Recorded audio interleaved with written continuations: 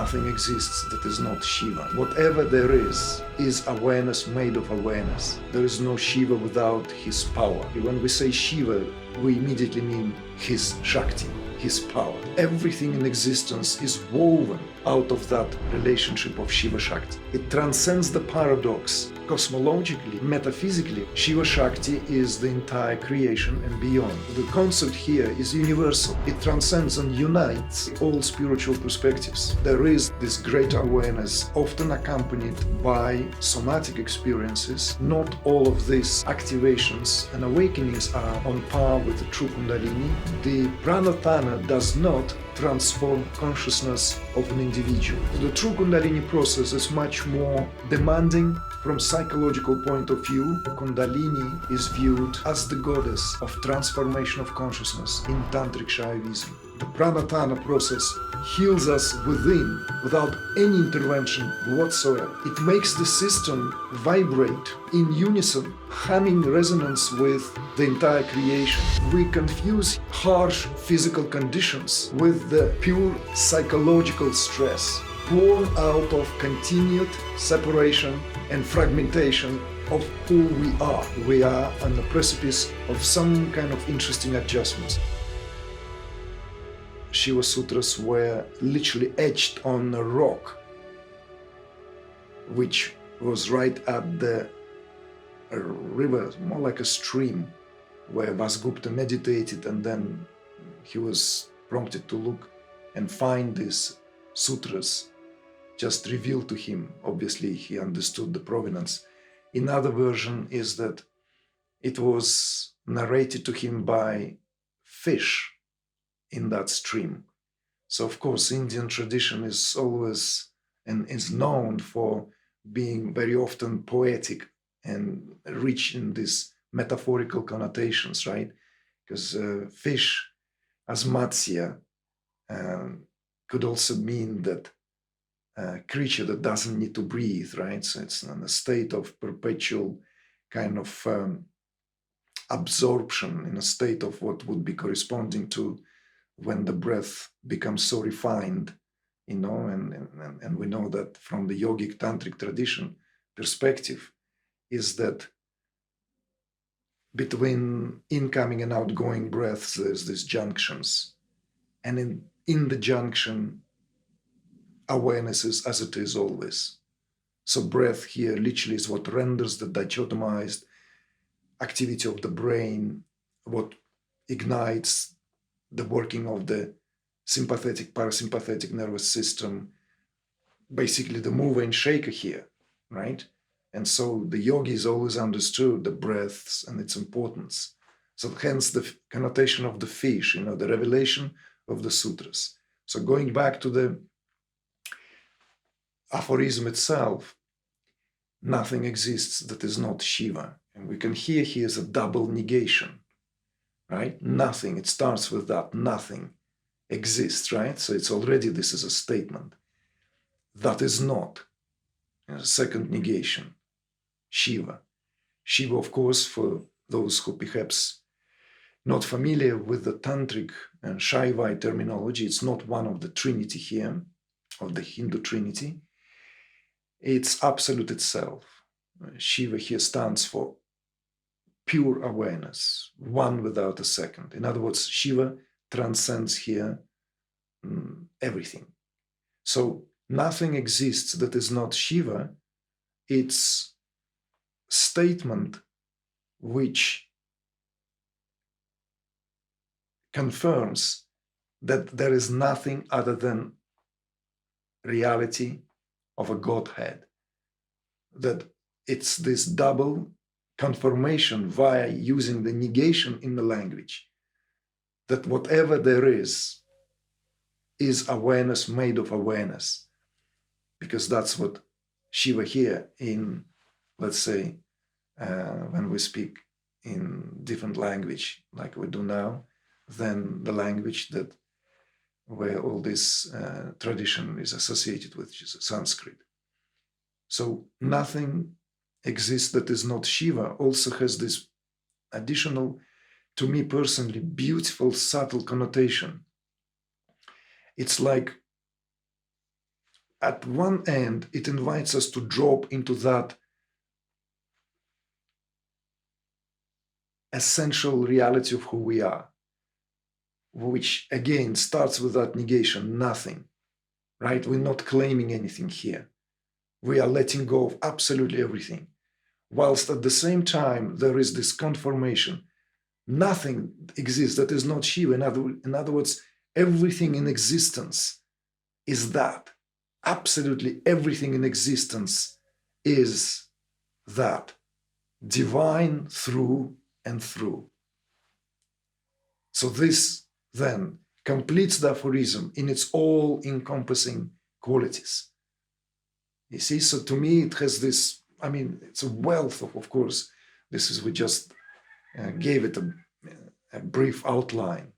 But of course, this is what in essence it exemplifies. And historically, of course, it is the title of the book authored by Swami Muktananda, literally carries that title, Nothing Exists That Is Not Shiva, which is just an assembly, a selection of great teachers' favorite aphorisms and sutras from various different tantric scriptures.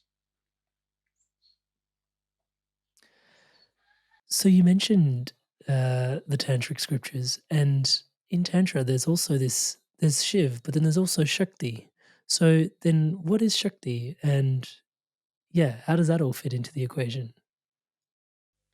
Right. Well, that's where I would say any crash course in Tantra really begins.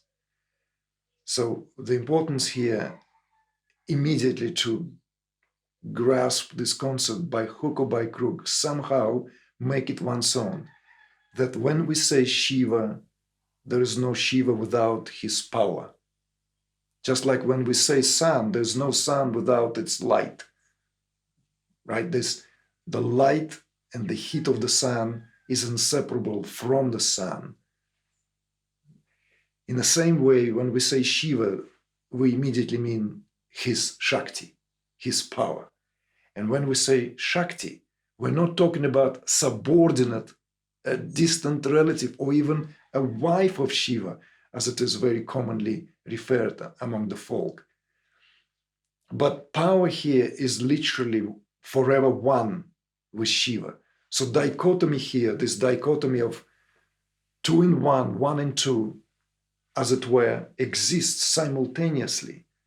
It transcends the paradox, and at the very same time, it brings forth this understanding that everything in existence is woven out of that relationship, out of that beautiful, dyadic, creative relationship exemplified by the relationship of Shiva-Shakti.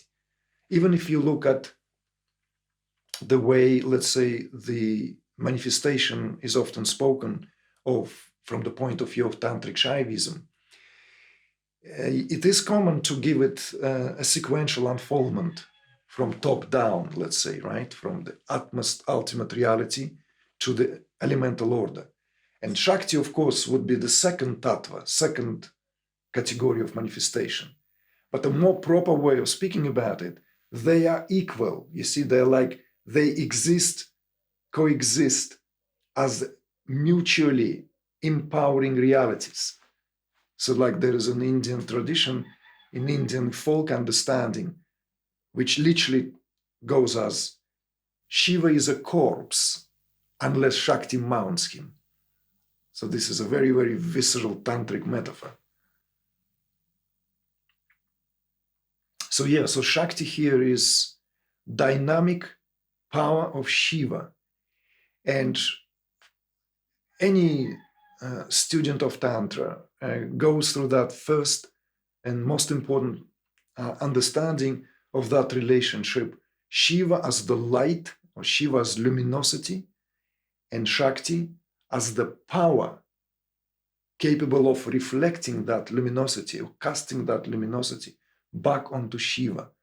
So this is the beauty of that dyadic relationship. In other words, there is awareness and the power of self-awareness.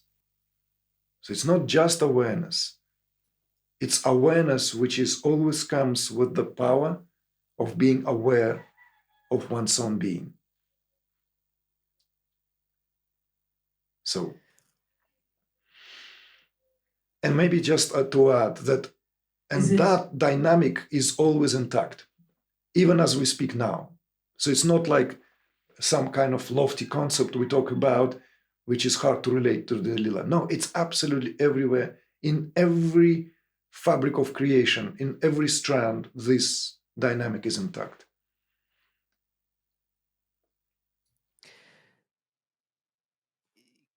Is it inappropriate to sort of suggest that Shiv may be awareness and consciousness and Shakti is the animate life force? Is that too reductionist of me to put it that way? Well, it will not be reductionist if we put it in relation to our embodiment, in relation to this, let's say, bodily experience, because that's what Shakti represents. Shakti here represents life force, commonly spoken of as in the body. Of course, this concept is now getting reevaluation because it's impossible to say. It's like chicken and egg story. Is Shakti in the body or life force in the body, or the body is in the life force? It's like, really, we don't want to split hairs here. We should just accept this, that the limitation of the language doesn't allow us to penetrate that mystery of how it all sits together. So we are left forever to contemplate on that, which ultimately, hopefully, is also open to the field of one's own experience.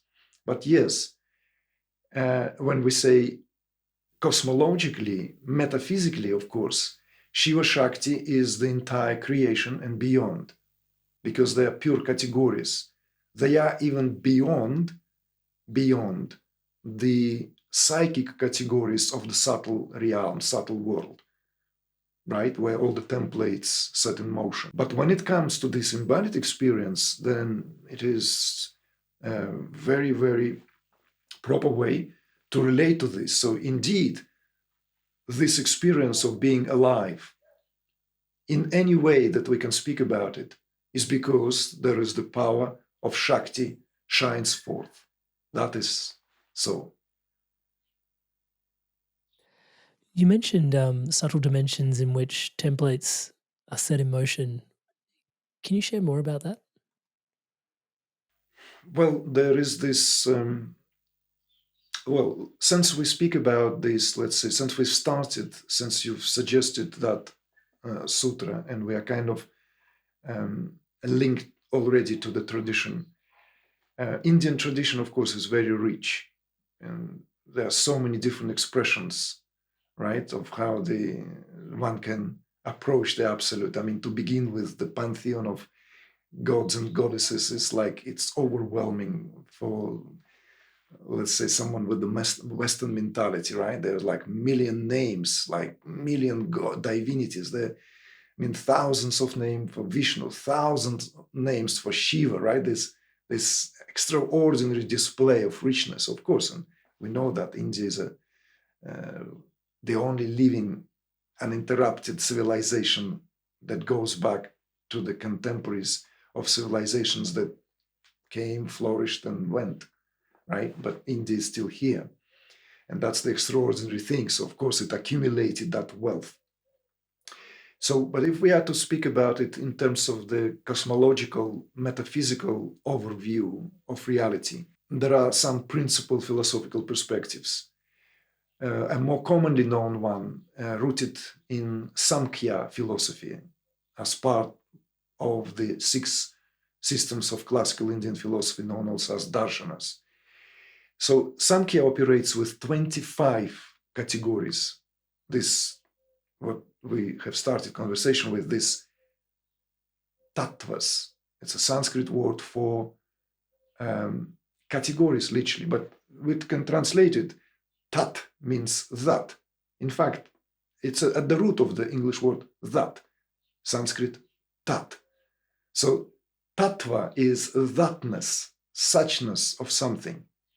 So there's a category, let's say, of creation as fire, or water, or ether, earth. right? They have a particular expression. This is how reality expresses itself through a particularity. So therefore, tattva has that specific something, thatness. And there are pure tattvas, there are pure impure tattvas, as the tradition speaks about them, and there are impure tattvas, not to be understood literally. It's not that the tattvas that made of this material creation impure in a psychological sense of how we may apply that term. They are impure simply because it's a great influx and intermingling that taking place, so that the pure tattvas are hidden, as it were, in creation. So that's why they call impure. But generally speaking, we have here, and the Indian tradition operates here with this concept of higher tattvas, intermediate tattvas, or psychic tattvas, and tattvas of material creation. In Samkhya, there are 24. Sometimes, depending on how the concepts of, let's say, Purusha and Prakriti will be dealt with, it might be 25, but it's 24 as a rule. Whereas in Kashmir Shaivism, among the Shaivites, there are 36 tattvas. So, and these 36 tattvas, as it were, incorporated the 24 tattvas of Samkhya and built their own unique system where, and from where I often speak in my courses and life programs, where we, I would say, quite recently started to delve more, let's say, zooming into the whole cosmological picture of manifestation, so that we understand where and how all this is hidden. Why is it that we don't leave it as a given, this experience of oneness? Why is it that we are set to experience this limitation? Where does it come from? So this is where, let's say, philosophy becomes useful in a sense. It serves to disentangle that what otherwise we may be stumbling in a dark constantly, trying to ascertain and find a way to, let's say, lost sense of happiness, fulfillment, and living life as an expression of that fullness and fulfillment. So this is what the tattvas and what the categories of creation are. It gives us access to what goes beneath, right? Access to the templates, access to the blueprints of what then experienced here in this marvel of the world that we share, which could be called Maya, illusion or real, doesn't matter, right? A variety of perspectives. But the fact is that here is where the juice is, here where interaction is. So sometimes, in order to know how it all happened, that somehow life can be limiting and limited, access is given. And that's the beauty of the philosophy. And that's perhaps also the practical application. So it's not just remains there as some kind of armchair in a library unrelated to the real life. You inspired soul, just taking out a quick sec to thank all of you that are subscribed to this humble channel. Thank you so much for your incredible love and blessings. To all of you that haven't yet subscribed to the channel, please do take a moment out to subscribe. As I'm saying the word subscribe just below, the buttons lighting up in the colors of the inspired evolution like those behind me, and yeah, the bell notification icon, if you can click that too. Episodes like this are coming out twice every week to support you in your evolution of consciousness, supporting and championing the love of wisdom, positivity, creation around the world. Man, thank you so much in advance for your love and blessings. Everything you see around here is powered and empowered by your subscription to this channel. Thank you so much for your support in advance. And with that, back to Igor in today's episode. You've alluded to this already. Your roots are steeped in Kashmir Shaivism, which you describe actually as the highest form of Tantra. And your website speaks of Advaita Tantra. And my understanding up until this point was that Tantra involves working our way to the divine through duality. And I'm happy to be corrected if you've got more to illuminate on that. while Advaita Vedanta is rooted in sort of non-duality.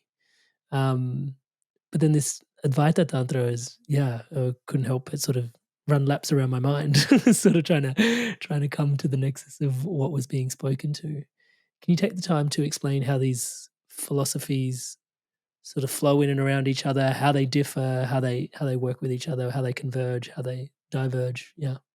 Sure. Well, a lot has been said among the scholars and spilled into the discussions among the seekers, which one is, let's say, the ultimate word on it all, which perspective really deals with the real ultimate truth. And this is where we kind of get sometimes sidetracked. So we need to understand that Advaita Vedanta, as the culmination of the Vedas, as the last of the darshanas, and let's say non-dual perspective that Shaivites deal with, right? Which I kind of coined and jointed these terms, which prior to being used by us did not really exist. Advaita Tantra never been put together as terms. We kind of took liberty here. Advaita Vedanta, yes, but not Tantra, you see? And that is done not just tongue-in-cheek, it's done deliberately. We feel that it's legitimate because there are Dvaita Tantric schools, literally dualistic schools, like Shaiva Siddhanta is dual through and through. But there are non-dual schools like Trika Shaivism, or popularly known as Kashmir Shaivism. The main difference in terms of the applicability, I would say, between Advaita Vedanta and the Tantra of the Shaivites is that for whom it is meant to be as a philosophical platform. People who enter the path of renunciation, they need to have philosophical platform which gives them solid ground that they are renouncing this world on a sound philosophical argument that they're not missing anything. So in other words, it's a philosophy which serves the renunciate way of life, full stop. This is why it has been Big part of the Indian culture. Very much so, particularly since the influence of the 8th century sage Adi Shankara, else known as Shankaracharya. Adi Shankara, in the 8th century of Common Era, he reinstalled and reformulated a lot of these teachings through his expositions, through his glosses on scriptures that existed before him. And he has done a tremendous job by restoring, we could say, monastic life in India, propping it up and giving it a trajectory which lasted centuries, perhaps a millennia. We don't know yet because we are on the precipice of some kind of interesting adjustments. I'd rather not to go there just yet because it might take us elsewhere in this conversation. But going back to Tantric Shaivism, it is literally to give platform to a householder. So very different perspective here required, because householder here is to live life, and one need to live life in full certainty that one is not wasting it, that one's occupation, one's, let's say, duty that are fixing one in this world through relationships, connections, associations, down to marriages, every other form of communication and contractual or otherwise engagement requires one to have platform which will be opposite of the one that renunciate work with.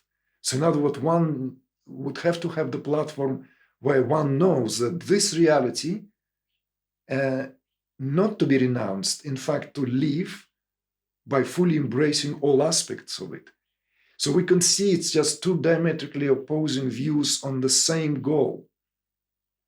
It's just for whom it is tailored. So here is the difference lays, not in how, let's say, they differ from each other, because then we will enter perhaps irreconcilable dialogue, conversation here in terms of which one speaks to the truth. Both are speaking to the truth, just taking different approach to that, really. And so, in and around all of this, flowing wakefulness is the term that you mentioned in your teachings. Could you tell us a little bit about the Maharishi and his influence on this concept for you? Sure. Well, the very term flowing wakefulness is something that comes from what came with Maharishi Mahesh Yogi's teaching, particularly throughout the later phases of his life, throughout the 90s. A lot of this attempts and beautiful consecrations resulting in extraordinary work carried out by his chief, we could say, disciple, Dr. Tony Nader, who leads the Transcendental Meditation movement now, who in the first half of the 90s of the past century, inspired by Maharishi Mahesh Yogi, came with this work, Veda as expressed through human physiology, or human physiology as an expression of Veda, where as a trained neuroscientist, I'm not sure if his exact specifications in terms of his Western training, but he was given this job still back then as a younger man to allocate all aspects of human nervous system with the way how it is seen through Vedic knowledge. And he has done this work beautifully, as I said, inspired by Maharishi Mahesh Yogi, perhaps led throughout some of these aspects of this research, which culminated in this work, Human Physiology as an Expression of Veda, where every Vedic sound, all Vedic, let's say, very well-known scriptures and expressions find their way expressed throughout human physiology. Just as the, even if you are to take the spine, right? All the 33 vertebrae, all of them are corresponding to particular suktas in the Rig Veda, precisely with the meter and the way how each sukta here speaks to something which utilizes that concealed, metaphorical, highly elaborate, poetic language, but it corresponds to the particular functioning within the nervous system. And of course, it doesn't stop just there. It goes throughout the entire human physiology to show there's no such thing as just pound of flesh. What it shows instead is that human being is truly divine, not hypothetically, not in terms of some kind of like thinking about it and maybe trying to imagine that that's what it is, but it is in reality, we are this field of sound, because that's what Vedic culture is. Vedic civilization is sonic. It deals with sounds. The mantric science itself confirms that. Everything has the sound syllables. So in other words, we are this field of awareness which expressing itself in cogulated format, in cogulated form as this body. Of course, it's an extraordinary lofty perspective and something that one would have to really rise to understand to begin with, so as to embrace this as a reality of one's being, rather than some kind of culturally superimposed ideal or idea. So when going back to this extraordinary work, of course, did not enjoy wide acknowledgement, but inside the circles, this work is very well known.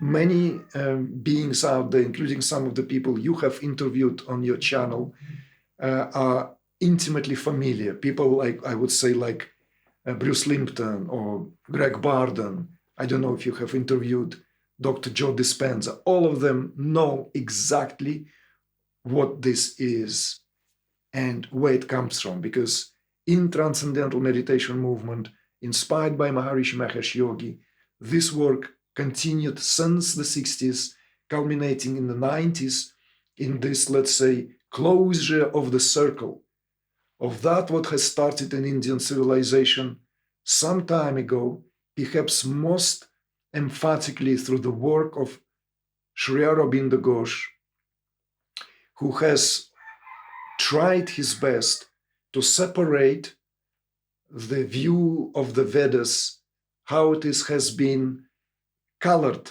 by Indologists, most of whom, if not all of them, were outsiders to the tradition. And so they were studying it as a subject of studies, you see, and imposed its own limitations, and giving even a generation of Indian scholars this convoluted, distorted perspective. And it was already through the work of Sri Aurobindo Ghosh, the calling was to separate wheat from the chaff and to accept that Vedas are not just some kind of a whim of the imagination of the rishis, of the seers who came up with these expressions, but in fact, it's what consciousness itself expressing through the tongue, through the oral transmission, through the poet, in a poetic form, in order to give insight, as it were, so that human beings can live their reality other than constantly stumbling in the dark in terms of their true belonging. And of course, we can see here a beautiful allusions to many different perennial traditions, including that what we could find in Kabbalah, in that anthropomorphic concept of Adam Kadmon, right? That primordial being. We can find that in, I'm sure, many other traditions which deals with that cosmic, let's say, concept of the human being. That human being here, even if we are to speak that more kind of Abrahamic language, right? Man is the creation, the ultimate, let's say, delivery, which is to uphold and take care of the Garden of Eden. And this is his job, his dharma, his duty. Right? He's placed into the garden to become the guardian, right? So, of course, I don't want to commit an error of he, because Adam and Eve here are inseparable whole, right? It's a complete and entire togetherness of our psyche. Our psyche is androgynous. It's literally made of that, right? It's the complete and utter and constant dynamic creative tension between the masculine and the feminine, and how it plays itself out. So it's not entirely just, let's say, Vedic, what I invite all listeners and viewers of your channel and of whoever comes across this to look into this really attentively. So the concept here is universal. It transcends and unites, dare I say, all spiritual perspectives. So the flowing wakefulness as a term was just taken from one of the aspects which corresponds to the literally what in the terms themselves, flowing wakefulness. It's something which is awake in itself and has the quality of flowing. It's not static, it's not frozen.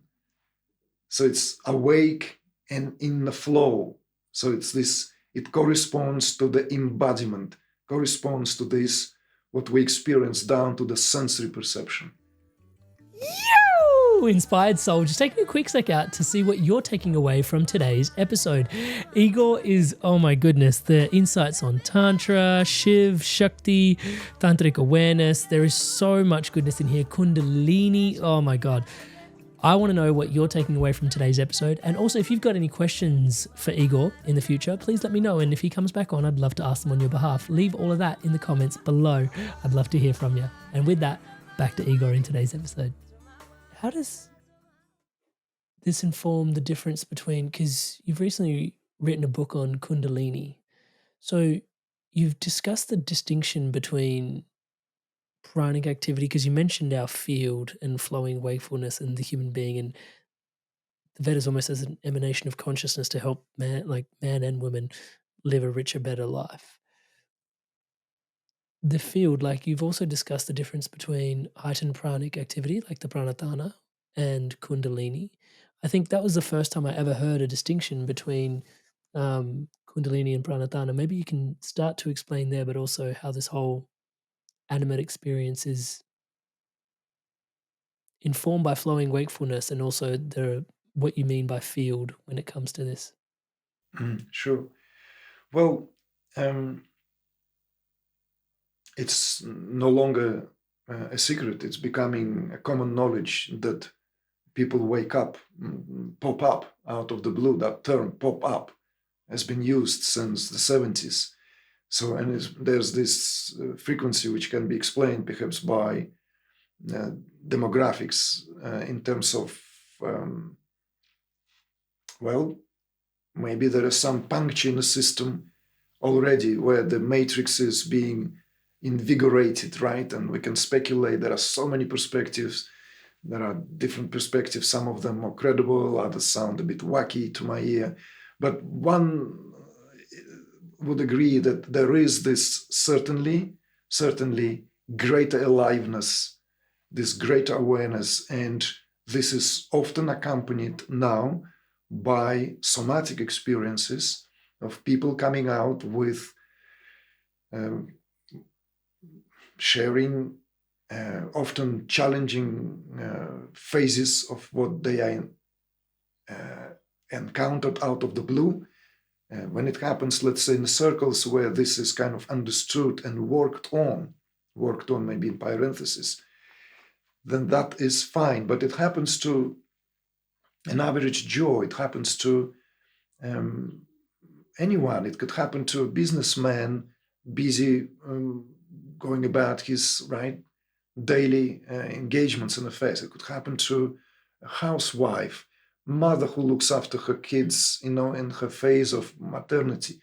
It could happen to an artist in his studio. It could happen to a musician. It could happen to anyone across the entire, let's say, segment and section of society. So in other words, it doesn't differentiate. So it's not like it's more likely to happen to someone who is so-and-so. We can speculate, we can look into that, perhaps studies would be made, but it becomes becoming a global phenomenon. With that, of course, a lot of speculations are out there whether this popping out of the blue are all to be considered a true, genuine Kundalini awakenings, as they're often dubbed there and then. Either dubbed by someone who ascertains the process, or by people who simply read enough and checked it out online enough. Today it's just at the click of the fingers. And that is, of course, creates a lot of expectations and alongside with confusions, because not all of these activations and awakenings are on par with the true Kundalini process. And therefore, the helpful term, which is kind of used more by the insiders, is being introduced now by us, known as Pranotthana, which I use this language equivalent pranic activation for many years until necessity came to back it up with the traditional, more kind of like savvy to those who in the know. So the difference between, of course, is not easily distinguishable when we let's say, speak about the manifestation, when we speak about the accompanying phenomena, let's say in the activation of prana, not Pranotthana, there are variety of somatic experiences where people speak in tongues, the body shakes, variety of movements, physical movements exemplified in, let's say, spontaneous gestures, throbbings, shaking, trembling, sometimes bodies uplifted into the air, different interlocking of the fingers into the gestural postures known as mudras, archings of the body, or being frozen as a rock, as a kind of becoming immobile, feeling oneself as made out of inert matter, literally. One can feel one being made of rock or clay. Variety of these experiences. To experiences when the emotional body begins to vibrate and very strong, powerful emotions go through us. We laugh for no reason. We cry for no reason. All this symptomatology, rich symptomatology, which is described and constantly being redressed in our work, and there's plenty of information out there about this these days, is on par with how Kundalini is known in terms of its process. But the main or the chief difference here is that the Pranotthana does not issue or does not render one into another being. In other words, it does not transform consciousness of an individual. It always happens to an individual. So the individual remains intact, individualized consciousness, as it were, perhaps undergoing a shake-up. In some cases, it could be quite a dramatic one. Shake-up, and it can feel as genuine awakening. And one would read here and there something online or hear teachers speak, speakers speak. There are many people out there who very easily extend that Kundalini awakening, this is now widespread, and this is what it is, it's a phenomenon. Whereas the true Kundalini process is by far more dramatic, and it is almost in all cases, unless it is so gentle. Let us perhaps add here as a side note, even tradition speaks of three kinds, it groups it into three kinds of Kundalini awakenings: gradual, intermediate, and what tradition calls it violent, which means it's very fast, violent, because it's accompanied by a very quick remake, very quick overtaking of all functioning of the system. Particularly what is accompanied, this is what your neuroscientists in the program I'm sure touched about, unplugging of all the synaptic connections. Let me correct myself, not all of them, because this would render someone completely and utterly depersonalized and perhaps with undesirable repercussions. But it's enough for the unplugging to be up to 70% for it to be considered as a really intense process. Because the synaptic connections is what gives us an idea and constantly keeps in check that what we consider ourselves to be. Internally, with that sense of self within we always have, and likewise externally in a sense of how we project this personality outward and receive that feedback to that projection, which is a two-way affair. And that's what gives us the sense of who we are. It cements, crystallizes it into that what we consider ourselves to be. And Kundalini disrupts that. So the true Kundalini process is much more demanding from psychological point of view, and we know that for years of working with people. The true Kundalini process is not and has nothing to do with someone starting making YouTube videos that they are undergoing Kundalini as I speak, as it were, and making these fancy, funky videos, sharing with the rest of the world. person in that state will not even do that. It's a completely different affair. It's something to be truly, in most majority of cases, requiring some kind of guidance. If in the rare cases, awakening, and this is, you see, this is the paradoxical nature of it. In the gradual awakening, it will take time before that understanding will dawn. In the intermediate awakening, the chances are there, but they're still, let's say, call it 50-50. In the, what tradition calls violent awakening, the guidance may come sooner because of the rapid nature of the process. So that so-called inner guidance, that inner guru, will be accessed by virtue of the intense, powerful nature of the process. Hence, the understanding, integration at hand would be a possibility. But that's a hero journey still. It's still being often between Scylla and Charybdis.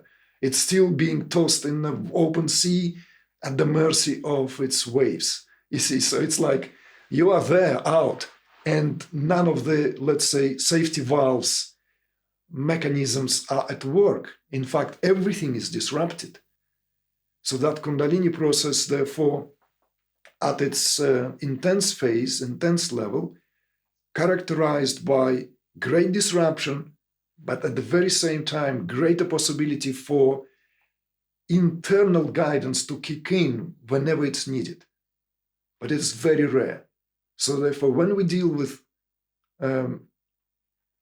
intermediate, let alone gradual awakenings, it is still an assault on a system. There is shift in identity, which, if there is not enough psychological maturity, is always very unpleasant, painful, and deeply disrupting affair. And that's when guidance is paramount. Because in our day and age, the crystallization of the notion of individual is supported by culturally shared consensus. So we literally, in our day and age, prompt each other into that coagulated state of individual. The very, very culture itself is an expression of that. It's an interesting time we live in, you see. We could argue that this wasn't the case perhaps even 200 years ago, let alone 2000 years ago. The concept of the self was ever so slightly more malleable, let alone to the more distant times when our connection to natural world was so much more intact. In all pre-religious, I would say, cultures, the so-called pagan world, that connection was intact, had to be intact. You see, but then it was severed. The great religions came and they messed it up. They literally disrupted that connection, where that symbiotic relationship starting to veer towards that independence, psychological independence of me versus nature. And then once the technological progress kicked in, right, with all its advancements, it became unstoppable. So we literally live, perhaps, I'm suggesting, at that final frontier of where it takes us. Because the price here, of course, we're all paying as a society is that utter and entire disconnection from it all.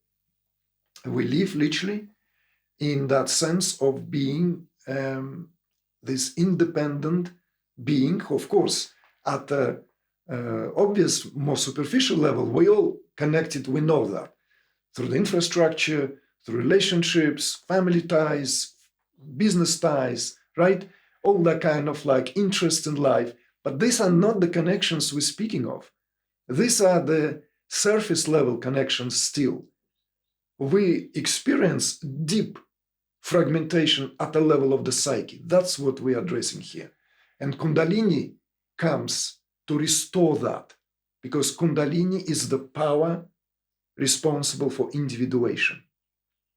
Literally, Kundalini can be spoken of in terms of that what gives us sense of who we are as this embodied experience, as this embodied, let's say, phase. Hi there, guys. I wanted to take a quick moment just to introduce you to my one-to-one coaching.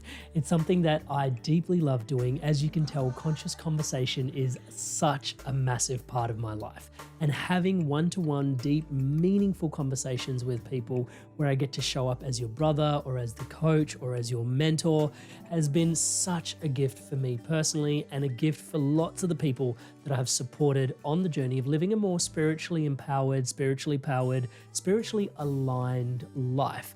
You don't have to take my word for it. Here's some examples of people all around the world that have experienced profound transformations through this coaching experience. Amrit is a fantastic coach. In a few sessions, he got to a depth that I'd only experienced before working with certain medicines. He's gone through a lot of the struggles that you're probably facing, and Amrit's been a really strong, supportive figure in my journey. In control of myself. I'm kinder to myself. I actually have that vision and a purpose. I do feel like I'm a better version of myself already. Amazing energy. He was easy to talk to, which made me easy to trust him. Working with Amrit at 9 o'clock on a Saturday morning, and really I was bouncing out of bed. Whenever I get off the calls with Amrit, best money we've ever spent. I would not recommend him because I don't want everyone to know about him, and then I won't be able to book him. If he gets too busy, I won't get my turn. I would say absolutely. There's no way you can work with Amrit for a period of time without being transformed. So if you're considering him as a coach, do not hesitate, because you won't be disappointed. Alrighty, so hopefully that's inspiring your evolution onwards and upwards. And if you are so inspired to evolve, you can book in a one-to-one call with me directly at www.amrit.coach/life. And guys, if I can say so myself, I do think this is something quite special. Most people that I see building things online don't really work with people this deeply, this intimately, one-on-one as things start to grow, just because it is so time intensive. And yet I'm so deeply passionate about the transformation that comes from one-to-one coaching that just isn't available anywhere else. It would be my absolute honor and a pleasure to support your spiritual awakening, your spiritual path, your spiritual unfoldment. It is my life's work. I look forward to seeing you in the call. Back to today's podcast.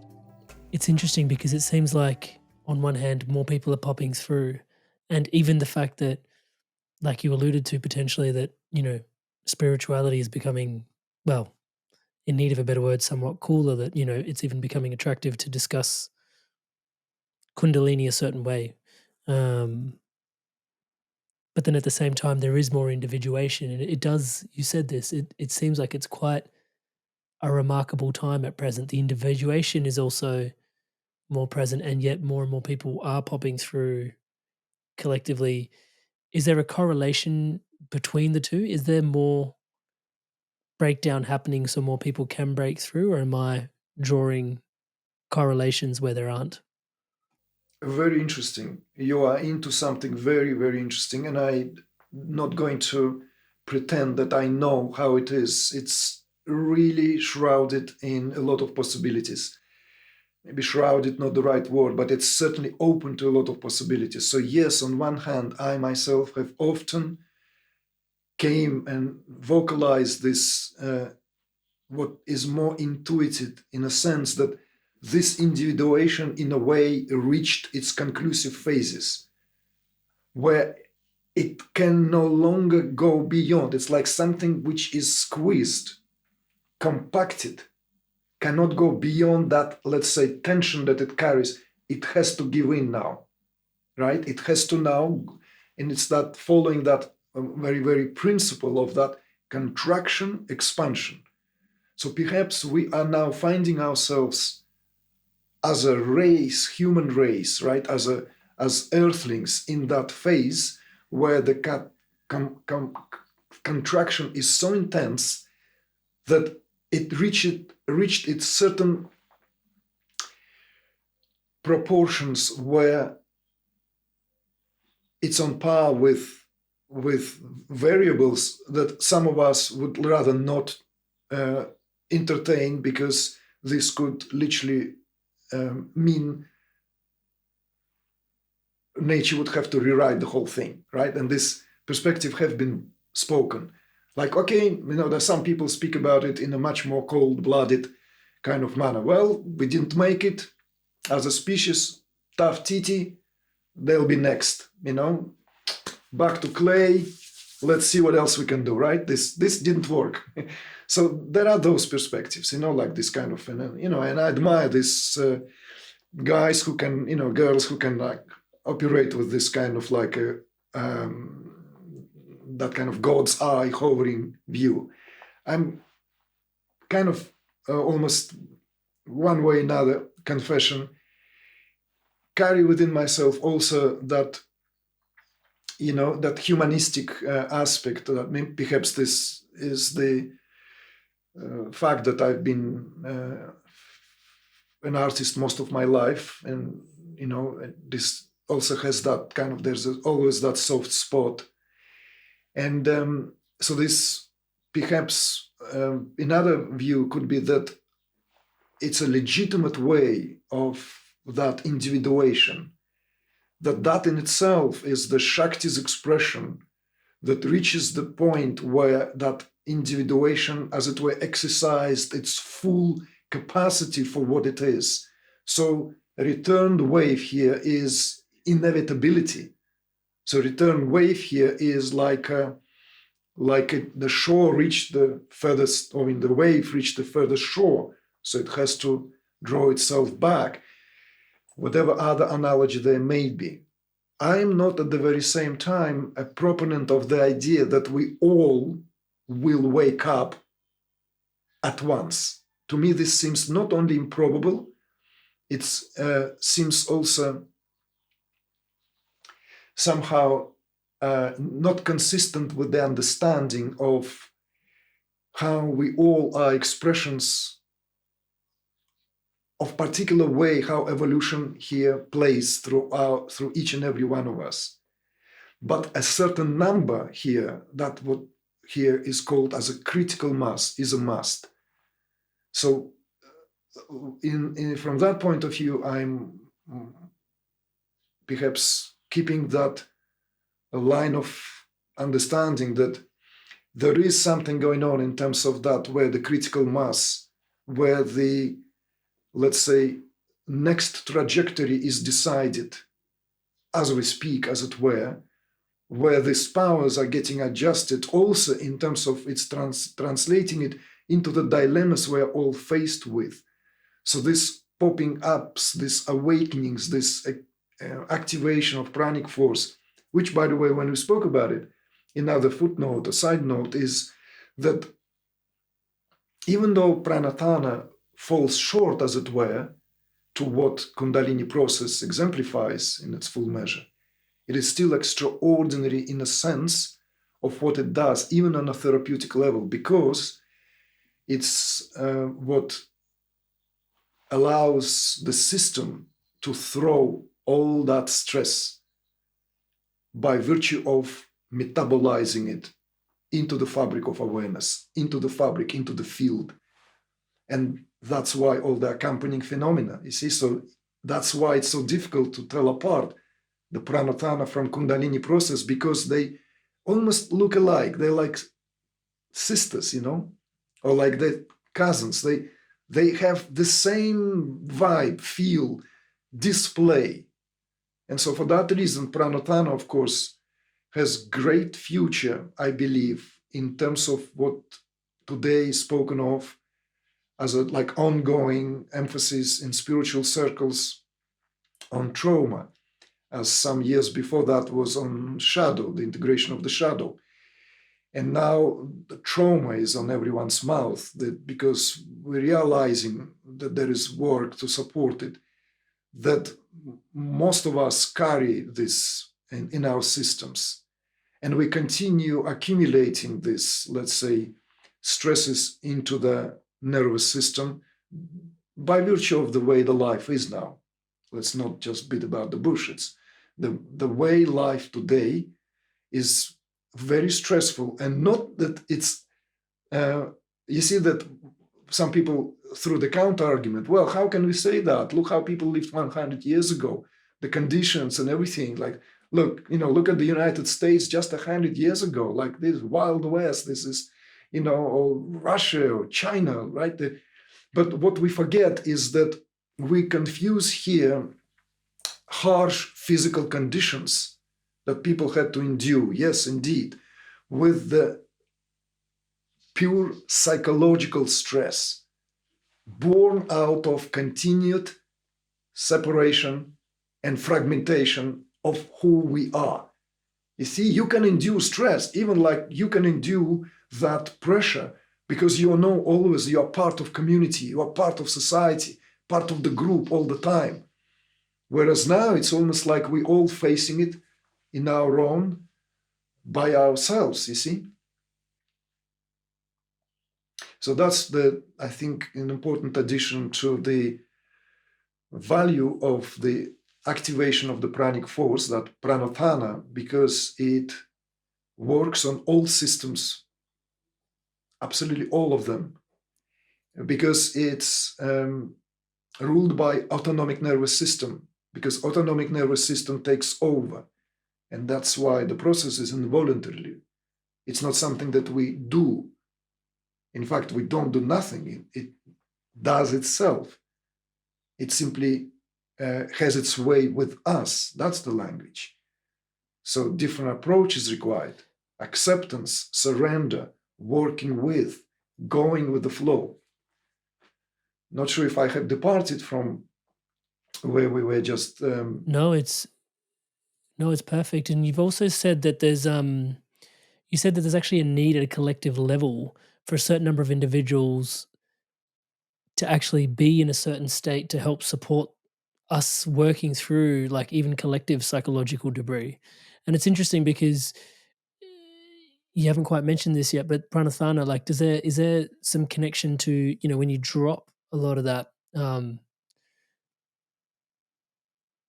heavier stuff in the psyche, is this where faculties beyond the five senses start to open up for people in certain cases as well? Of course, and this is clinically being observed. It may not give us, as I said, the rendering that only Kundalini does, because Kundalini here is going back to where we have started, is the Shakti. Kundalini here is consciousness. So Kundalini, Shakti, equals consciousness. Chitti, in more feminine way, spoken of in Indian tradition. So consciousness, when it fancies itself, or let's say contracted itself to the state where it identifies by virtue of all this, what is now the working of those templates with the body-mind conglomerate, is what Kundalini here keeps in check.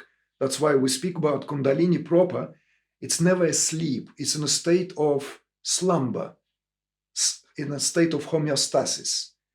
So in that state of homeostasis, it still oozes that power that is enough to embody or have that embodied experience being felt acutely. At the very same time, it will take a tremendous realignment of all the pranic currents, all these pranic resources, for Kundalini to actually be shaken out of that slumber. I'm not going into this just now, what can and does facilitate this, but going back to the, let's say, the value of having the activation of pranic currents, aka Pranotthana process, is that whilst freeing the system from this accumulated debris, from this accumulated muck, from all this accumulated, let's say, stresses, nodules, and knots, it makes the system vibrate in unison. Because even though Kundalini is in a state of homeostasis, we can argue that the, let's say, the norm, accepted norm of what human being here represents should be that what is spoken of in all perennial traditions, that one lives literally in that humming resonance with the entire creation. And when that happens, we don't feel the lack, we don't feel thwarted by life. Yes, life has its way with us, no doubt about that. Not going to go into that. Yes, there are karmic repercussions, there are planetary phases that all issues its impact, and it's to be considered with. But it now nervous system vibrates, you see, so it has the power to keep the stress at bay by virtue of constantly reintegrating it into itself. What happens is, and what we don't want to happen, is the coagulation of that stress. Because whenever something is not processed, by virtue of how it is, it cannot remain at the conscious level. And then it is pushed to the subconscious. So in other words, this is the nature of trauma. We, as it were, become numb. It has to grow, that whatever that is in the subtle cause, that is then have that coagulated thick layer which isolates, let's say, the subtle tissues from the what otherwise gives us that acuity of being alive to what rises in every moment. And that by definition, that's what old traumas are. They're this coagulated stone-like, lumps-like in a subtle system, just as that can be observed in the level of the bodily tissues. When lump grows somewhere, and then it is covered by that, let's say, further tissues, which leaves it completely and utterly intact. But the reason it does that, because we cannot function if the trauma or stress remains at the level of conscious interaction, which corresponds to the waking state that we are sharing right now. Waking state of consciousness, that is.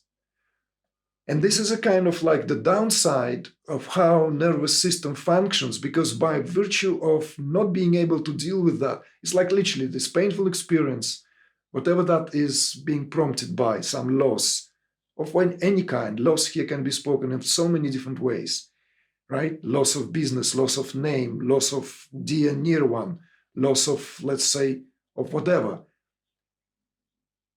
We can't live with that on a daily basis.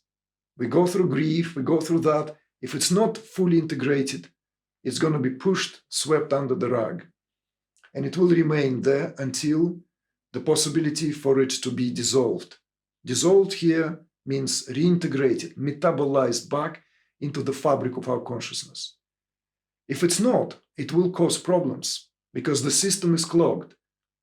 It carries this, that what doesn't allow the system to vibrate, right? It's like a certain key cannot be, does not give the right tone in the musical instruments. It's gone flat. Piano, saxophone, any violin, whatever, that it's flat. Instead of producing a particular note necessary for fullness of that orchestrated sound, it has this just nothing. You see? And that what allows the possibility for anything to invade the system. And this, by definition, the origins of all cancer-related ailments, because that's what it is. Because it comes from the level of DNA, it comes from the level of sound. It doesn't come from the level of physical invasion. In rare cases, of course, yes, we should speak about it. The radiation, the exposure to radioactive waste and so forth does and will facilitate a growth of cancer in any part of the body.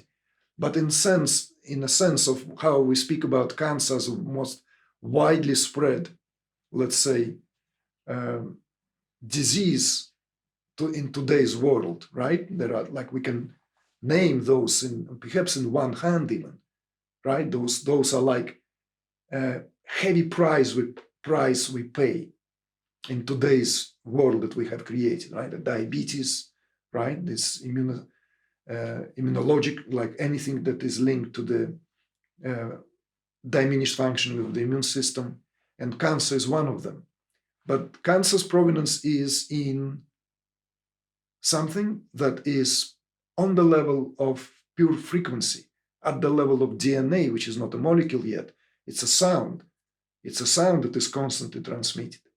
So that's the correlation and the value of activation of pranic currents and the Pranotthana process, because it simply heals us within without any intervention whatsoever. This is the therapeutic, let's say, value of that, what belongs to the otherwise deep pockets of yogic or tantric tradition. And now it's in full display. And this is where, taking back to what you have suggested, which I feel is a very, very important addition to the conversation, is that what is playing itself out here? You know, where is this? What prompts what? Right? Are we paying price for this, let's say, utmost expression of what individuality here represents, right? Which is one of the most highly cherished goal of Western ideological perspectives on democracy. The liberal democracy is supposed to be the crowning affair of what society should root its aspirations. Society should root its aspirations in the possibility for individual to experience its freedom to its maximum. Voila. And here we come to the price, which becomes our head. See the paradox? You offer deep immersions for people to come and experience, to work through some of this stuff. Maybe you can describe how one goes about processing and metabolizing such traumas through the awareness we've been discussing. So it is already interesting, and of course it would make sense, that those who are immediately attracted to this particular work that we offer are amongst those who already have some kind of brush with awakening, so to speak. Those who are somehow have gone through some experiences, whether this is now in the recesses of their memories and they want to somehow understand what happened to them 20 years ago or 20 months ago, let alone those who are amidst the process. So already there is this kind of funneling, if you see what I mean, of particular kind of people who would be interested in this work.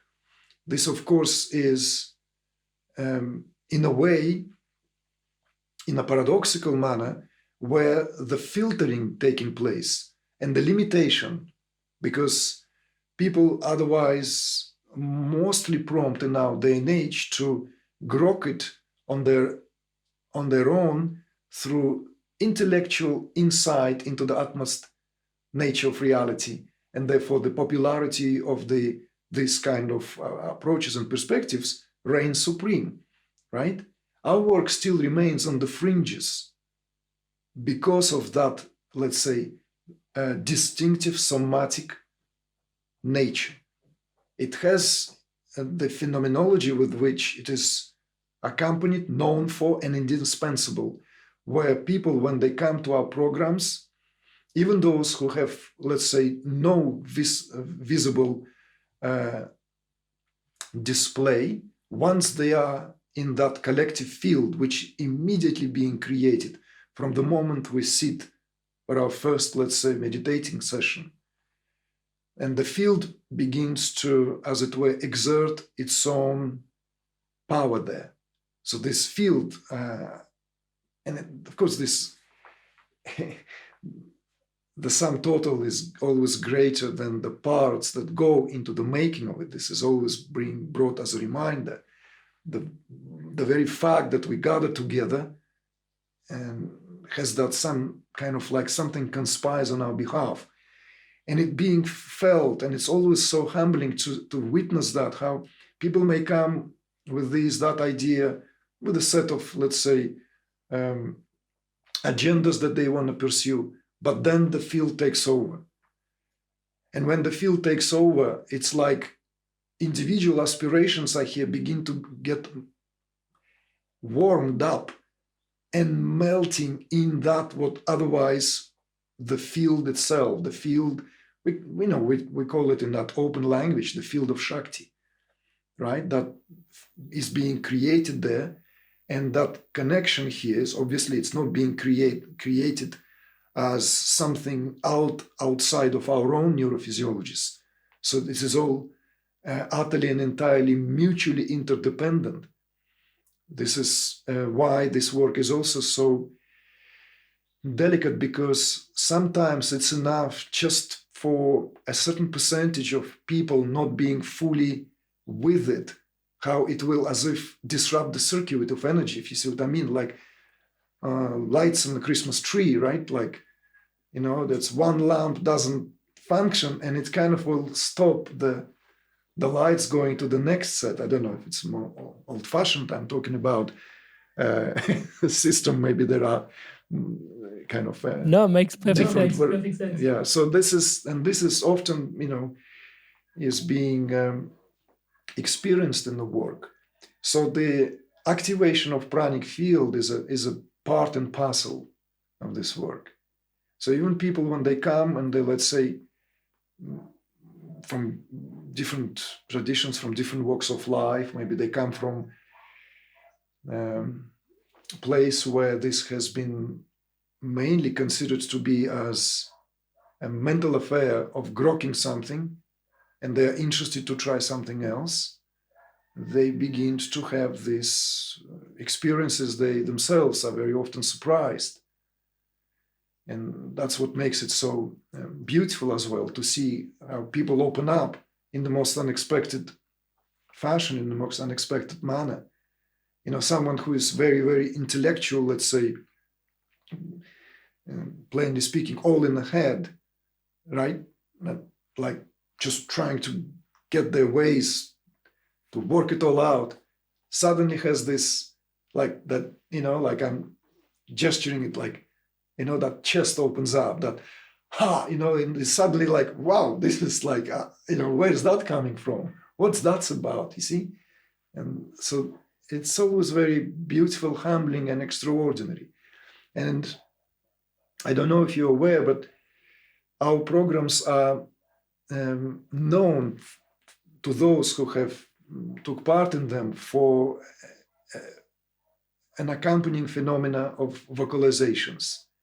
So the experience of the field is here literally accompanied by a growing sound, ambionic sound, made of various different, let's say, vocal expressions, which are all involuntary. There's none of that, let's say, like, so-and-so, you please, like, you gasp, or you hit the note, or you please, like, give us your best shot of your humming. None. We sit in meditation, there is a methodology, we all go in, and then the sound starts to pour out. And the sounds by let's say, depending on the duration, let's say if it's a week-long program, somewhere halfway through, in the third day, they grow into a crescendo. And this, of course, pulls out the stresses. So, of course, this is where the harmony is intermingled with cacophony. It's like, sometimes it's like a tuning of the orchestra. At other times, it's like the most angelic choir here right now, in place. And so it's this, when we speak about the field, it's not just something that, one experiences on a subtle level. It's actually a cellular experience because it's sound. and it's utterly and entirely involuntarily. So this is what makes this so, like, we can't analyze our work. I've invited people to, peas in the field, like, come guys, do some testing, do some, probings. What is going on? And we did have some of this in the past, like Dr. Jeffrey Martin. I don't know if he's still director of the Sophia University in Palo Alto. He came to some of our programs. He came to one of the particular program to conduct research on some of the participants, right? Fully kind of giving them like brain, heart scan and everything. And he was amazed, he was just. But of course, it's in I would say in the early days, so there would be an interest perhaps, and it's not that we're looking for validation, but if this validation would somehow bring and help to have another foot through the door, then why not? You see?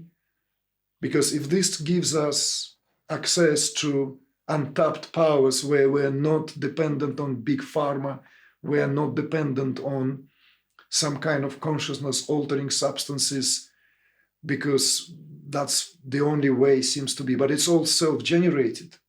To me, it seems like the most obvious thing to do. The most obvious thing is to give it a shot. Hi there, guys. I wanted to take a quick moment just to introduce you to my one-to-one coaching. It's something that I deeply love doing. As you can tell, conscious conversation is such a massive part of my life. And having one-to-one deep, meaningful conversations with people where I get to show up as your brother or as the coach or as your mentor has been such a gift for me personally, and a gift for lots of the people that I have supported on the journey of living a more spiritually empowered, spiritually powered, spiritually aligned life. You don't have to take my word for it. Here's some examples of people all around the world that have experienced profound transformations through this coaching experience. Amrit is a fantastic coach. In a few sessions, he got to a depth that I'd only experienced before working with certain medicines. He's gone through a lot of the struggles that you're probably facing, and Amrit's been a really strong, supportive figure in my journey. In control of myself. I'm kinder to myself. I actually have that vision and a purpose. I do feel like I'm a better version of myself already. Amazing energy. He was easy to talk to, which made me easy to trust him. Working with Amrit at 9 o'clock on a Saturday morning, and really I was bouncing out of bed. Whenever I get off the calls with Amrit, best money we've ever spent. I would not recommend him because I don't want everyone to know about him, and then I won't be able to book him. If he gets too busy, I won't get my turn. I would say absolutely. There's no way you can work with Amrit for a period of time without being transformed. So if you're considering him as a coach, do not hesitate, because you won't be disappointed. Alrighty, so hopefully that's inspiring your evolution onwards and upwards. And if you are so inspired to evolve, you can book in a one-to-one call with me directly at www.amrit.coach/life. And guys, if I can say so myself, I do think this is something quite special. Most people that I see building things online don't really work with people this deeply, this intimately, one-on-one as things start to grow, just because it is so time intensive. And yet I'm so deeply passionate about the transformation that comes from one-to-one coaching that just isn't available anywhere else. It would be my absolute honor and a pleasure to support your spiritual awakening, your spiritual path, your spiritual unfoldment. It is my life's work. I look forward to seeing you in the call. Back to today's podcast. Also, the element of singing together, being in or like not when it's not actively singing, but you're saying there's a vocal emergence. Sometimes I'm actually I'm part of a musical choir here, and just I think speaking to the disconnection that you were speaking to earlier and the toll that it takes on the psyche, when you're actively vocal, and you're like in resonance with other people's vocal tone, there is an incredible experience that's actually happening. And maybe not least because of the reconnection in the vibrational humming that you were describing, and us coming back into resonance at such a deep level with one another, and the healing that's available for us there. Absolutely. We speak of it often as finding one's own voice. When that spontaneous vocalization often it's very really difficult to talk about it, because by talking about it, it's kind of like trying to cast it into particular form, whereas to me it's like a flattening the dimensions of it. Exactly. It's like, sort of like trying to extrapolate on that, pinning it down, whereas it refuses to be pinned down. But if we are to put it this way, that propensity, that voice here, and the vocalization, harmonization, humming, because it all comes in different volumes, and it's carried by these invisible connections that are being formed. At different times, people can sit across each other in a room, and they pick up and go in unison. And then that sound begins to multiply. It begins to get more and more, let's say, in terms of layers and layering, it becomes thicker, richer. And that is accompanied at the very, very same time by freeing of the system, you see, so that it's like it goes hand in hand. So when people come out of that state, they often, like, literally they glow. They glow. They have this, as if they done something that it's like they feel more opened, they feel taller, bigger, more expansive. And of course, on another level altogether, this choir-like formation of sound, to me, is, without a shadow of a doubt, has the same provenance as it comes to all rich vocabulary of what today we know as yogic postures, mudras, various, let's say, displays of what then went into the rich vocabulary of bodily expressions.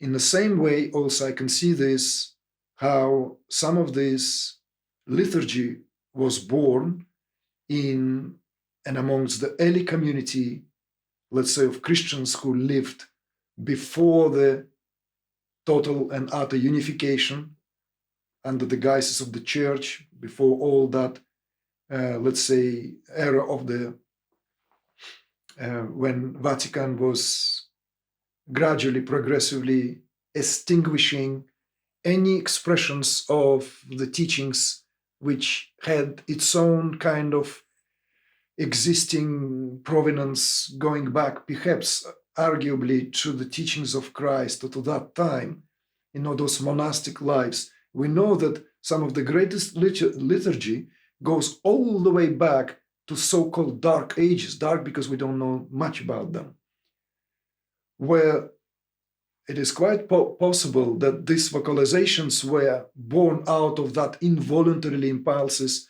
when people were gathered together in contemplative prayer, in meditation, and spontaneously coming into these harmonies that, if done together for, let's say, prolonged enough time, find its way into what then becomes the very, very song of a particular monastic order, if you see what I mean. So, no claims are laying here. I just want to immediately put a disclaimer, like it's just given as an example. It's not like we somehow I'm saying that this is like, but it's just an extraordinary display, and it has been ever since a shift took place over 10 years ago, sometimes when we held our immersion on Mount Tam in Mill Valley, in California, in the Bay Area. And it has been an inseparable part of all our life programs, independent how short or long they are. Even if it's a weekend program, it would have that there as as a display of Shakti. So you can disclaimer all you want. I'm going to counter your disclaimer with left to your own vices. Left to your own vices, it's almost as if you'd prefer to be an artist from what I've picked up from researching you. And you are an artist through and through. And yet there is a current of you that is called into service due to the nature of the importance of this work. Can you take a moment to speak to that, please? It's a tricky one, man. It's like, it's a tricky one because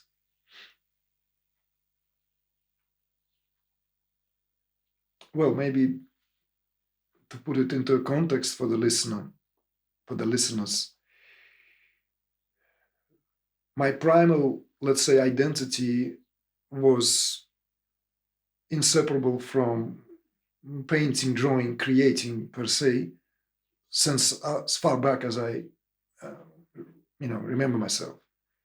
Like my earliest memory is like I'm in the kindergarten, already winning this, let's say, boxes of beautiful pencils because of the drawings and paintings I've made, and like being praised for it. And I didn't even understand why I was being praised. It was just ways of life to me, the way I found myself most comfortable. So of course, it's only natural that by age of 12, I found myself at the private studio of an artist, a legendary figure in my own, let's say, youth at the time, in my hometown of Tashkent in Uzbekistan, who was also a martial artist and amateur musician, painter, above all else. And so he left this tremendous impact on my life there and then in my early teens.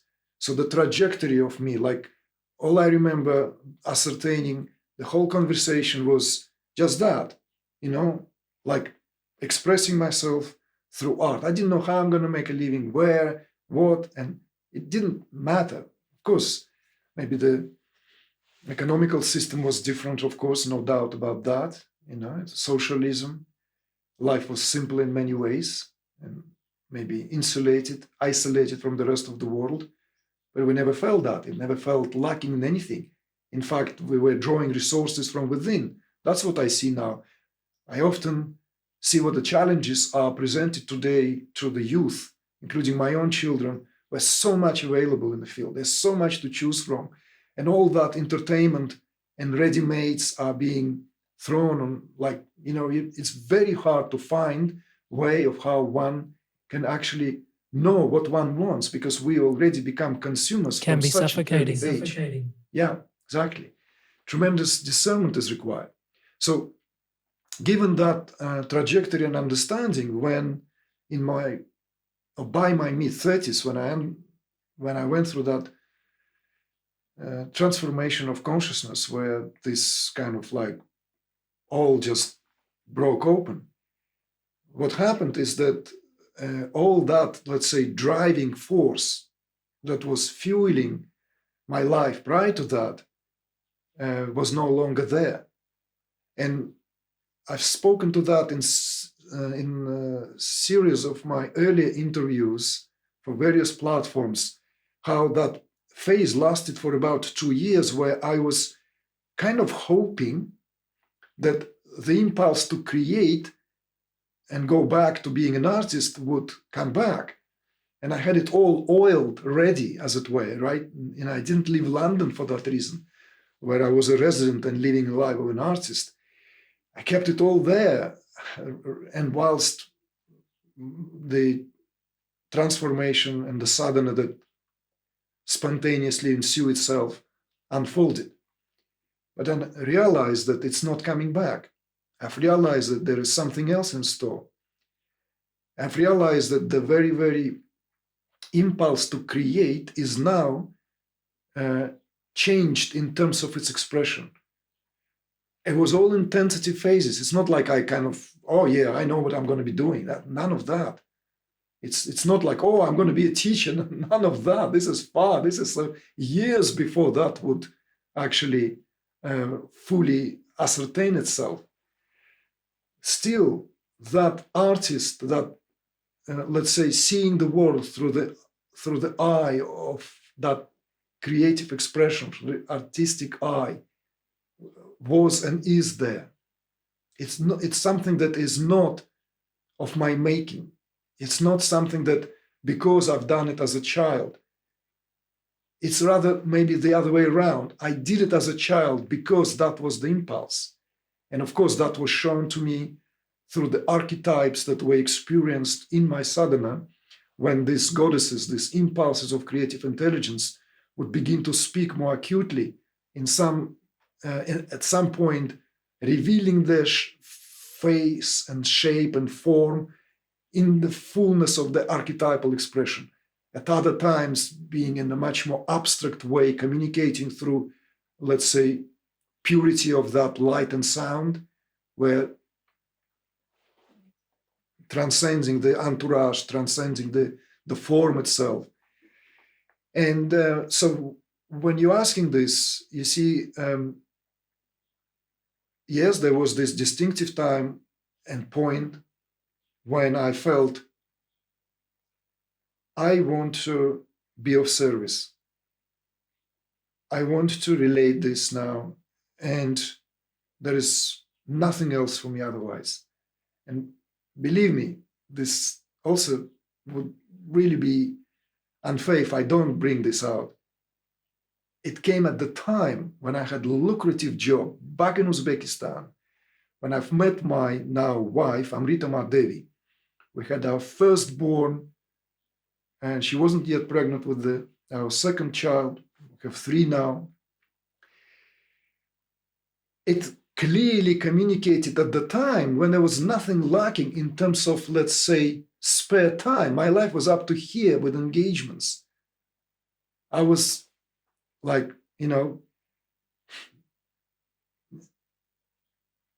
I was jetting, man. I was in Moscow, in Paris, in London.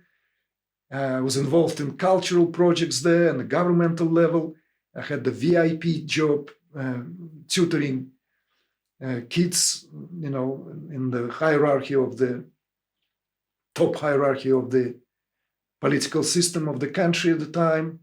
I was like as busy as one can get. And of course, suddenly after the years of, let's say, solitude and sadhana, I am now a fully fledged, husband, householder, family man, and what have you not. So this was paradoxical. This was like, it wasn't coming out of boredom. It wasn't coming out of, let's say, what else to do there. It's not like I was twiddling the thumb, not knowing where to place my expression. But I knew that amidst all that, quite frankly, whatever the spin that I was meant to experience then, all that is just the dust that will settle. My job is something else. And I remember when I asked my wife to sit down and I took her hand and I said, darling, this is all for me. That's what I want to do. Because I want it to be clear for her as well that, now it may take whatever it takes. And life, of course, took us back to England. And then in no time, we find ourselves in Central America, in Costa Rica for 2 years, in our Central American odyssey, only to go on the road teaching as a fully fledged teacher, following in that kind of like holding space, when that kind of satsang movement was still in its kind of active phase, and attending this Science and Non-Duality conference that was perhaps at its peak at the time, and in California, Arizona, British Columbia. So it took all like kind of it. I never even had the time to sit down and think how it will pan out. But the impulse was there. I want to be of service, and whatever that is, please take me. Please, like, make sure that it's done in the best possible way. I don't want to kind of like, also, I don't want to make it all glossy here. I'm free from all this. If only I knew what I would have to face in terms of the full impact of what it is. I don't know, maybe I wouldn't have been so eager and kind of like, fluffy. I might have been a bit more, wait a minute, it takes more.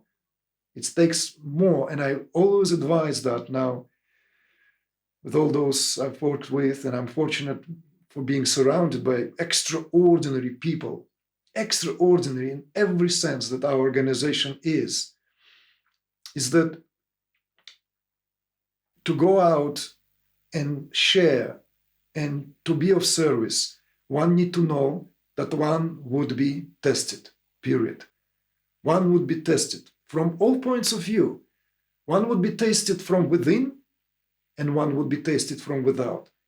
One would go through temptations that whatever there is still perhaps not fully outlived itself, it will have fertile ground to sprout and often rear its ugly head. It will have also plenty of those setups where one would be betrayed for the purpose of knowing what it means.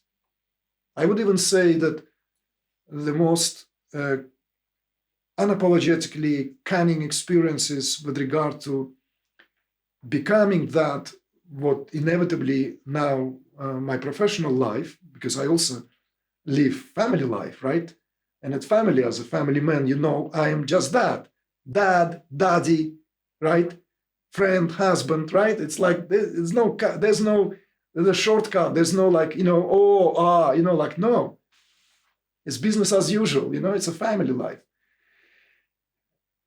And yet, in my professional life, I had plenty of deep disillusionments, realizations of that this is part and parcel. Realizations also that these were all meant to be tests. Did you pass them? Have you integrated it? Or you're going to go another merry-go-round just so that you are not given any exempts? So why am I saying this? Because to me, this answering to what you have brought, artist versus being of service, I don't want to end up with giving this a pretty facade, right? After all, a kind of artists to me also always renegades, they're pirates, they're rebels. To me, that's what artist exemplifies. They're avant-garde. They have to disregard a lot to be able to go, disregard often societal norms, but at the very same time, to me, artists also are traditionalists. Artists also the ones who hold to the value of the land, to the value of the earth, to the value of that what is here, where the source, let's say the Shiva, is fully expressing its transcendental power only at the level where material creation is lived through us, by us, even if as a granted experience, even if we pocket it, even if we, let's say, live on behalf of, doesn't matter.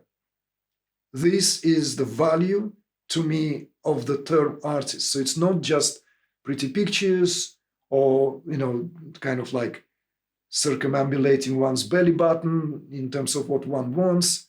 Yes, there is this existential affair that no artist is without, having to face that.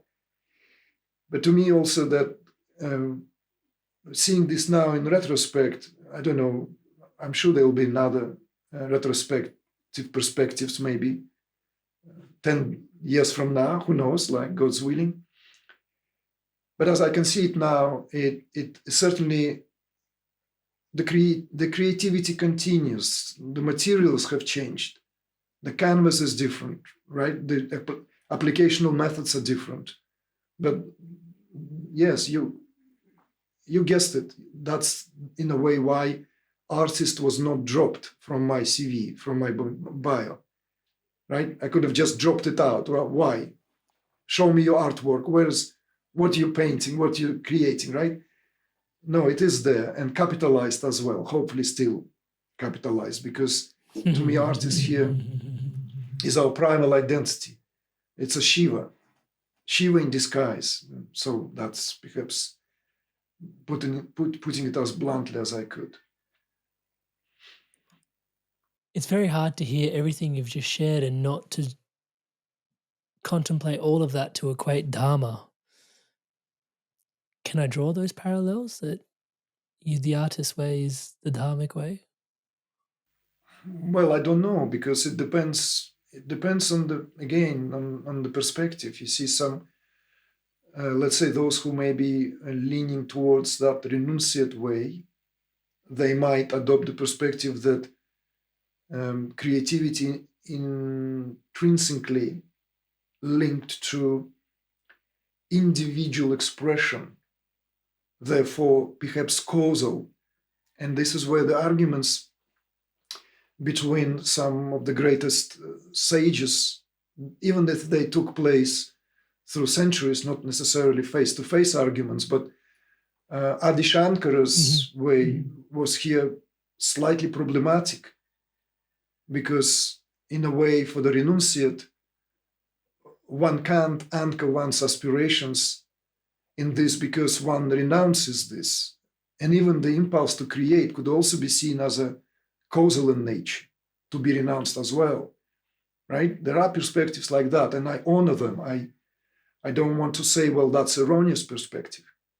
Whereas another sage who lived 2 centuries after Adi Shankara, the illustrious Abhinavagupta, whose name now becoming more and more popular in spiritual circles. His name is now being mentioned not just by the scholars in the field, who always held the sage in great veneration, but you can find the name is being heard here and there, used by speakers, teachers, right? And Abhinavagupta is known for example, expounding on that classical system of 8 Indian rasas, right? Flavors, rasas, these modes, right? Psychological modes in relation to Indian art of drama, which is at the root of all Indian classical arts, all of them without exception. And he incorporated and added that 9th rasa, right? 9th flavor, that Shanta rasa. And we could say he spiritualized that theory of rasas, Rasavada. He made it into a fertile ground to work with for tantrikas, for those interested in the process of transformation, and as well as giving the spiritual platform to all the artists, you see? And that's the extraordinary thing. So artists can now feel that they are expressions of the divine, the supreme, not just a whim of imagination or just like a playing God here. No, it is what that is, you see?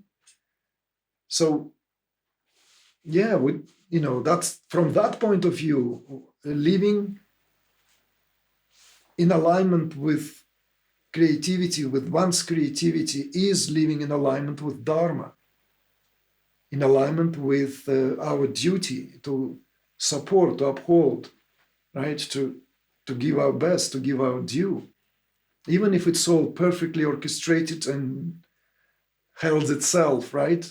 This is that, that Krishna holding the mountain and all the villagers helping Krishna to hold that mountain with the sticks, elderly and women, everyone does their bit. It's so beautiful. It's so humane and noble, right? Yes, we know Krishna is the one who holds it all. Yeah, we know awareness is the only doer, maker, and shaker. But that, what inevitably here given to simple folk value in terms of what they do there and then in their life, in their livelihood. I think it's just indispensable, and it's beautiful as well, that the beauty of that, right? Of that simple folk knowing that they're living in accord with, even whilst doing the most mundane of tasks. That's the Contributing. philosophy for Yeah. householder.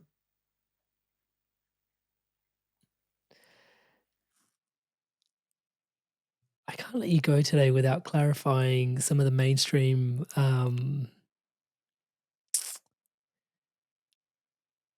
people have this idea that Maya just means illusion. And I feel like we talked about something multidimensional being flattened out before. And I feel like to distill Maya down simply to an illusion is quite 2D. I heard you speak to the concept before, and it felt richer. Can you potentially take a moment to share with us your awareness of what Maya Sure. is? Well, as a spiritual concept? yes, of course, the Maya is that very complex, so often thrown around term today. And Maya, translated as an illusion, already is not accurate. And even if what it said to exemplify, because it can be spoken of in terms of not what it seems, right? But there is a more accurate way to translate and therefore interpret the term Maya, is that what is the measure of all things. So that Maya, it's that what measures everything.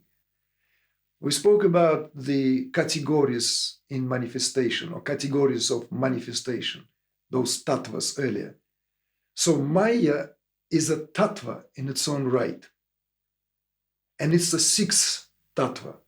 It's the first tattva where the pure tattvas, as it were, give way to the tattvas where the templates for manifest reality, as we know it, at the physical level, is set in motion. So therefore, it's a necessity. How can you create multiplicity? How you can create this diversity unless there is measuring quality of that which is homogeneous?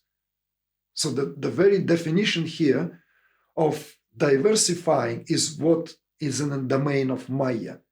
And for that reason, Maya is spoken with great veneration among the yogis and tantrikas as Maya-Shakti.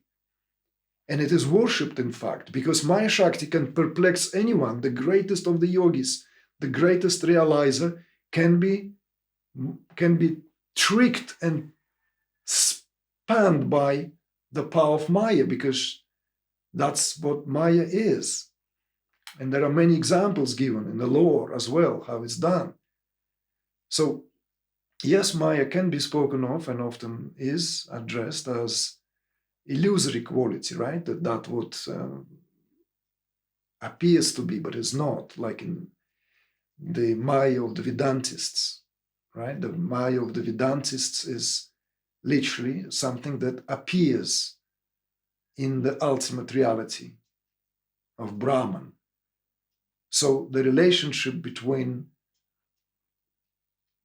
Brahman in the world, or Brahman and Maya, is such that Maya is unreal. So from that point of view, from that standpoint, the Maya can be spoken of as an illusion. But even then, it is not and is inaccurate to dismiss the Maya. And this has been, there's a lot of voices out there now, even among those who speak on behalf of these lofty traditions, try to ascertain this sort of this more all-encompassing understanding. But when it comes to, let's say, the philosophy of the Shaivites that we chosen as an umbrella, even in this conversation, Maya is not an illusion at all. Maya as real as it gets. Maya, in fact, or the world is considered to be real through and through because the world is the body of Shiva. The world is an embodiment of awareness. Yes, everything is made in this world out of awareness. And everything is, when scrutinized, is nothing other than Shiva, right? Nothing other than awareness.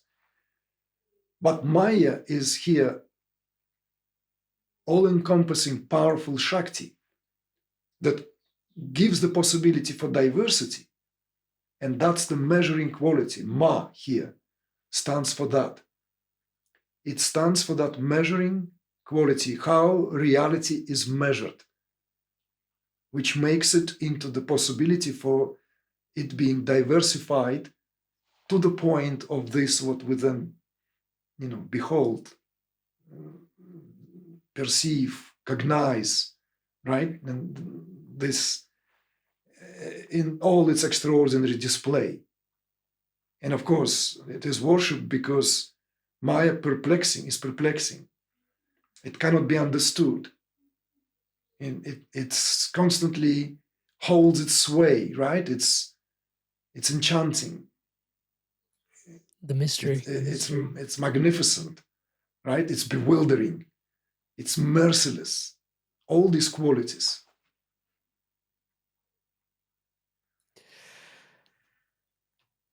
Yeah, the life-affirming nature that you painted at the beginning of Shaivism is very hard to ignore at this particular juncture in the conversation.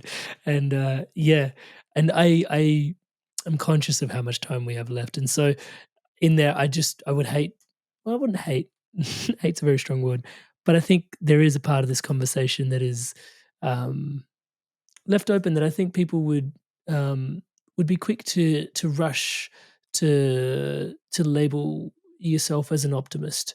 And I think there's quite a deep difference towards being life-affirming and being an optimist in some degree. Not that there's anything wrong with being an optimist, but there's a whole. I was listening to an entire talk of yours referring to how, understanding the body of work that is Nietzsche's work is a pre-necessary. It's prerequisite to maturation, and understanding nihilism and going through that journey and then finding your roots deeply embedded in Shaivism. I think it really speaks volumes to just seeking and exploring and finding your way ultimately to something that is so deeply life-affirming is really says volumes about the wisdom that is being shared and imparted here.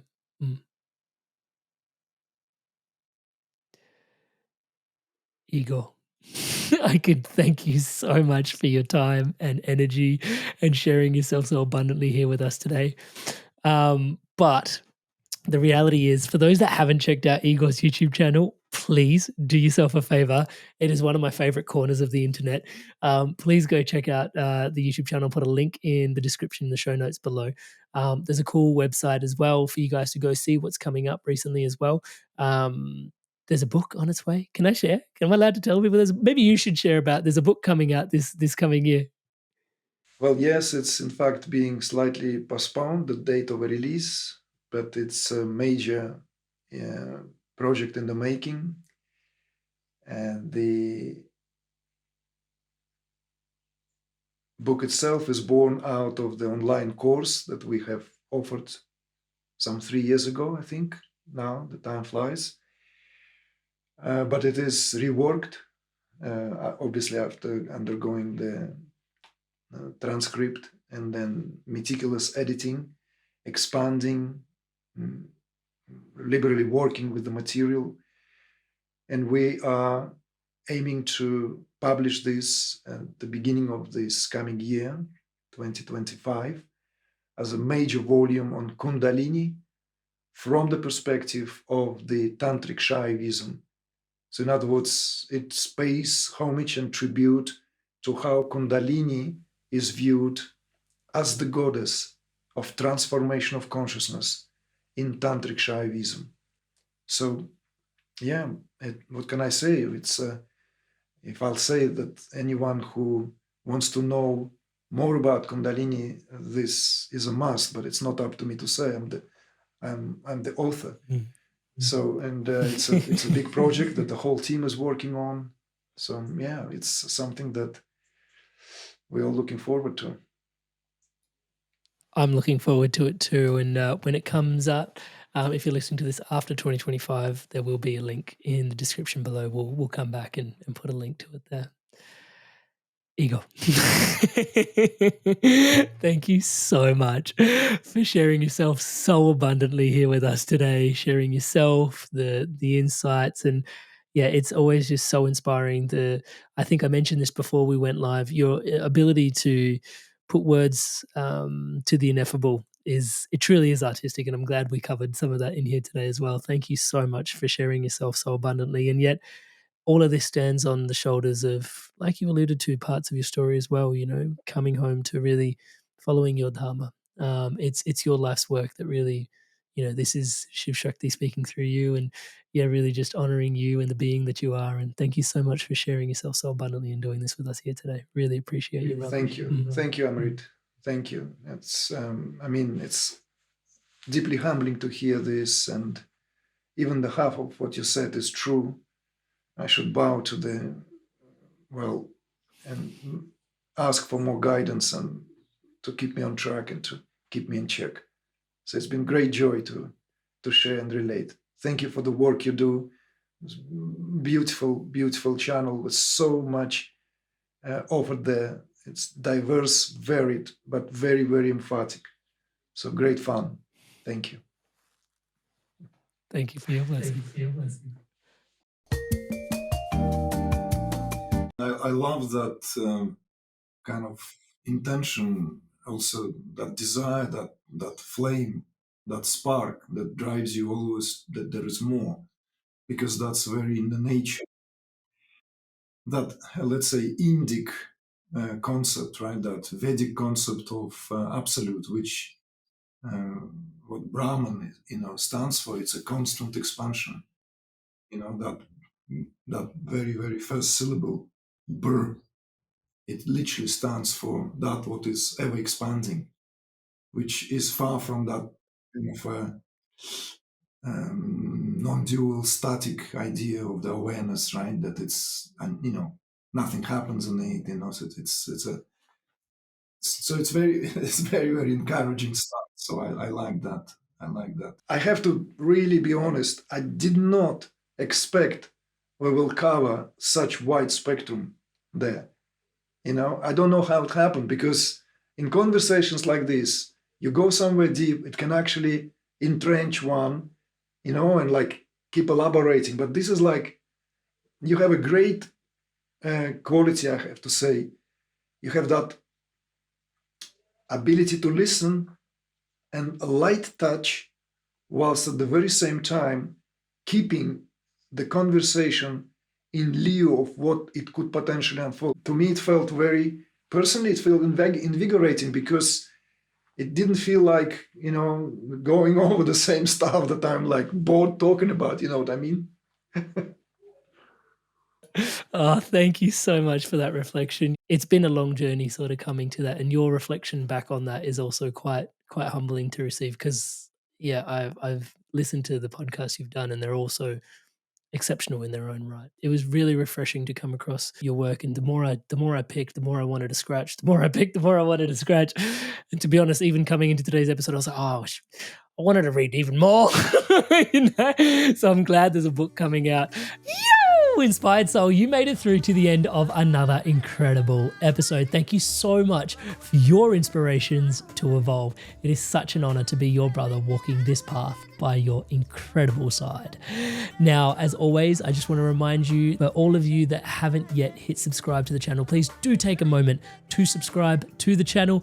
Below, as I'm saying the word subscribe, there's a button that's lighting up in the colors of the Inspired Evolution. Please do hit that subscribe button, hit the bell notification icon. Everything you see around here is powered and empowered by your subscription to this channel. Thank you so much for your love and support. And to all of you that are subscribed to the channel, I can't believe we hit 100,000 subscribers, y'all. Touch wood, it's a number that is just beyond my comprehension. Yet my heart is so grateful for your incredible love and support. Thank you, thank you, thank you so much for your incredible love, your incredible support. Really appreciate you championing everything that's going on here at the Inspired Evolution through your subscription to the channel. Now, as you've loved this particular episode, we've discussed Tantra, Vedanta. We've discussed a lot of different conversations on this channel around Advaita Vedanta, which is non-duality, people that are actively occupying oneness, awareness as their living state. We've interviewed some of them, so check out those on screen now. And also Brent Spirit, a beautiful brother who's done some incredible work for supporting people through their Kundalini awakenings. Some people actually get, partial Kundalini awakenings and it doesn't complete. So his channel will be linked on screen now as well if you're more interested in diving deeper into Kundalini. So Vedanta, Advaita Vedanta, and Kundalini awakenings, all that sort of content available for you on screen right now. Take your pick, make a click, and I'll see you in the next one. Till then, stay inspired, keep evolving, onwards, upwards, and inwards. See you in the next one.